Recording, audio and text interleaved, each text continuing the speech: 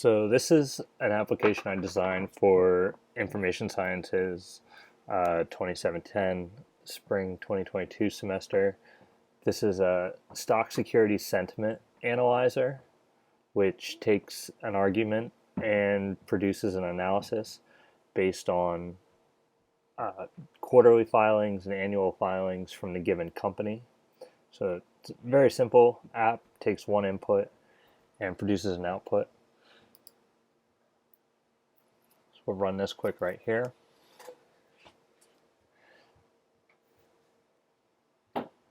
And what's going on is it's going out to the Edgar database, pulling down a sentiment analysis for each quarter for a given stock. And then also going out to a package called QuantMod and pulling the price history for the stock and overlaying the price history to the quarterly results, quarterly sentiment results. So as you can see here, this is an analysis for Apple. Looks like October 2021 was some relatively positive news, and the stock did go up a little bit. I've noticed over several trials, sentiment doesn't always dictate price direction, and I'm sure many have caught on to that before. But I thought it was an interesting analysis to go through with anyway.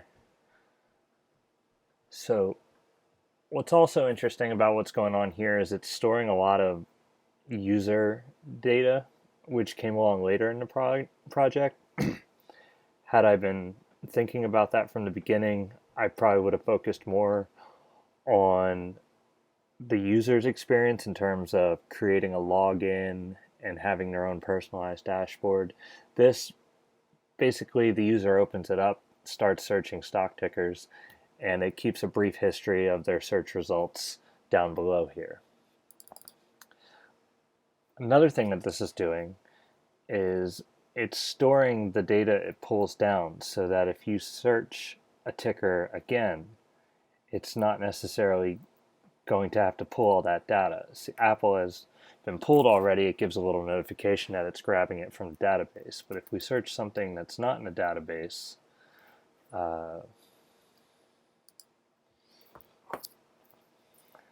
down here, it's telling the user we're researching the ticker, and then it'll let it know older than 10 days. So it's going to go pull that data again.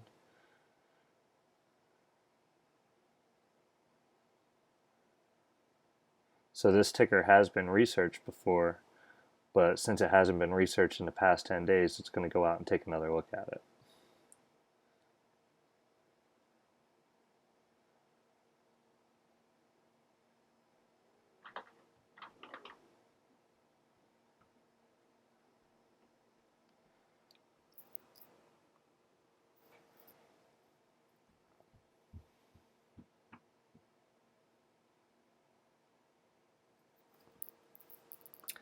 As you can see, there's a little extra time up here due to the fact that it hasn't been pulled recently. If we search this again, it should be much quicker.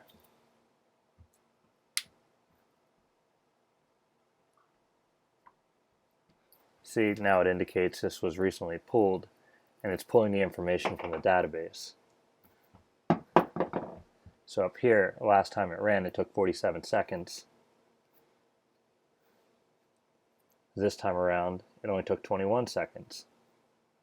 And this is all because the sentiment results and all the price activity was stored in the database for it to reference instead of going back out to the Edgar database again.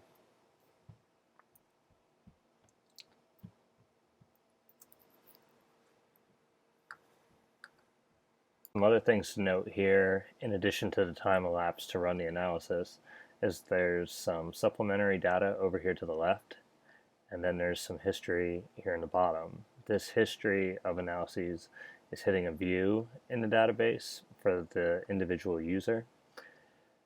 And these items over here are coming from multiple sources. So there's an API pull from the New York Stock Exchange, the NASDAQ, S&P 500, and Dow Jones using the QuantMod package in R. And there's also another company information pull to grab the business name, other items such as business address, seat all, some other data attributes that aren't currently displayed, and we'll start to explore that inside the app. So stepping back out of the user interface and into the code, this is just the front end of the app. This is a basic Shiny app in R, and it's going out and it's calling these three files in order to produce this analysis. And the main one is the sentiment procedure. So over here, stepping into this at the very top. So we're doing some initializing up here. Skip to next. This is for error handling. Setting the working directory, very basic stuff. Getting our start time so that we can calculate elapsed time. And then we're taking the user input. The first hit we're doing is we're going out to SQL and we're hitting a table called CIK underscore symbol. And this is the main point of entry to all the rest of the items in a database. This is the core table. CIK stands for central index key, if I'm not mistaken. And this is what connects a stock ticker to Edgar data, which is where we're going to get our sentiment information from, and all. That's how we pull down the files to the 10Q and 10K filings. So this goes in and checks to see if this has ever occurred before. If it has occurred before, did it occur in the past 10 days? If it never occurred or didn't occur in the past 10 days, it's going to pull all fresh data. Also important to note here is there's some error handling. So if you were to try and search a ticker that didn't exist, this is going to log an error and it's going to send some feedback to the user. I can demonstrate that later. Next step here is this SP analyze ticker. This is going to take the user input. It's going to grab any data that's already available within the database and link it to that ticker. Items such as any information about its appearance on the NASDAQ exchange, the market cap or industry, if it is New York Stock Exchange, if it's listed over there, like this HIMSS example was. So it's in the industry packaged goods and cosmetics and has a market cap of a little over $1 billion. It grabs those items first, and then the next stop is to check in with the Edgar data, where we need to go back for the past year, pull all the 10Qs and 10Ks in file format, and do the sentiment analysis on them, which is included in the Edgar package. But what it's doing there is it's calculating positive words and negative words and creating a calculation of sentiment based on that. And it's going to take those items and push those into filing results table, also within the database. This table is a throwaway table. It's just there to stage information and then it's pulled from later in the process. Moving down, we do the row check to see if these records have already been pulled before. We're not going to run the analysis again against Edgar data. We're going to pull it from the database since nothing can change from there.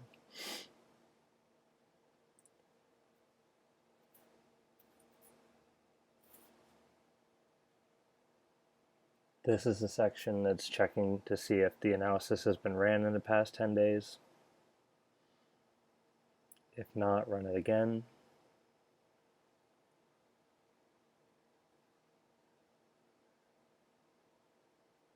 This is the Edgar script. This is where it actually goes out and pulls directly from the Edgar API. And then there's a call to a stored procedure to write the sentiment history after this. Once that sentiment history is written, if the same ticker is researched again, It'll find it in that sentiment history table, and it won't go back out to the Edgar database. We're also pulling price history. This isn't as time-bound since prices change daily. So this is pulled every time, and it's a lean pull. It doesn't take that much. So each time this is ran, this goes, and also writes this to the price history table.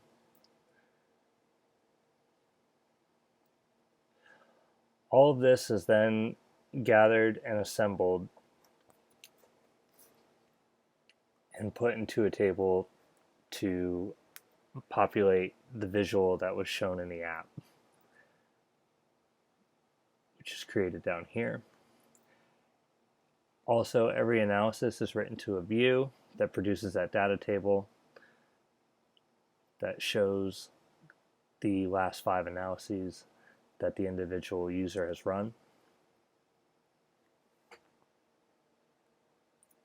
And the company details are written to the company details history table.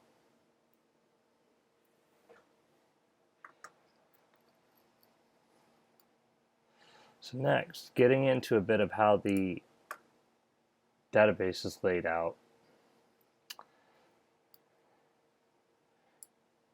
Every time an analysis is run, the user information is kept. So as users start to use this service, we can start to collect details about the users. This CD privilege table was another component added to distinguish. Maybe we have users that are trying a free subscription. Maybe we have users that are paying for a premium subscription. And then we have employees of the company running this site.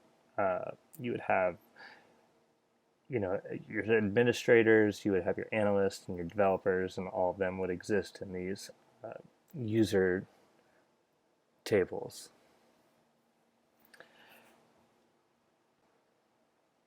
So imagining many users have started to use this application, and let's just for a moment imagine that it produced way crazier insights than just sentiment and price history.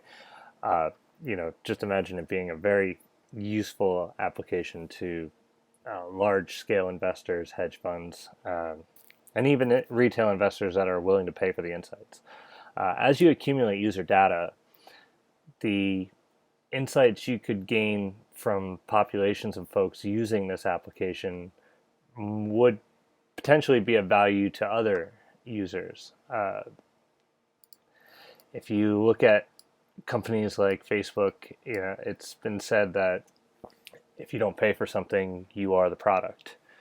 And as I was building this, I started to see how that kind of manifests itself in some of these developments. There's an additional view inside of MySQL that does an analysis on the users using this app. So there's a couple pseudo records written into the analysis log to generate this plot.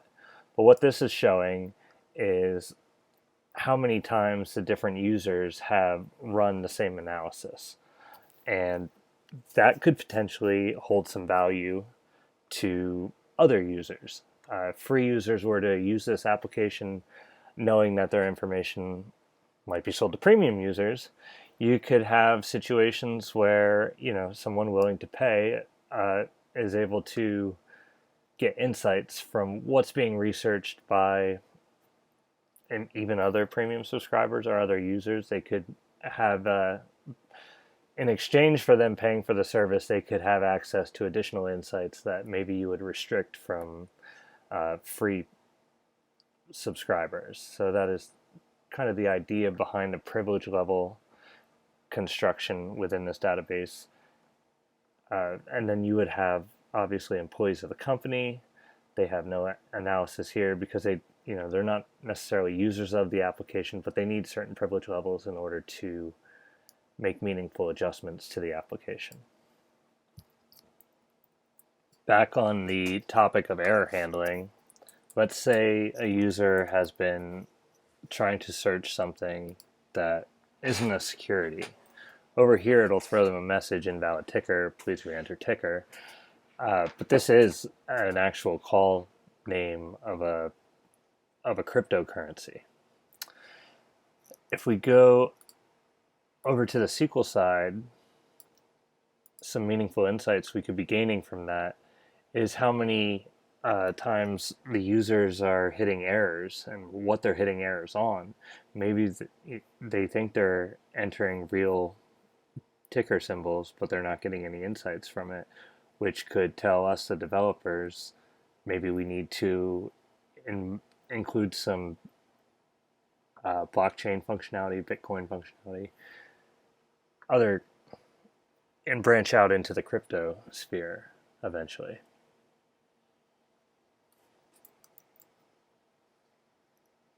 Pretty much everything that's going on within this app, you have your entry point where it's taking a stock ticker and applying all kinds of attributes from different data sources, and then also writing the history logs as a result of those analyses, and also storing the user data and errors via these stored procedures. And then the application on the other end is hitting views for some additional insights. And that pretty much wraps up the security sentiment analyzer. Thank you.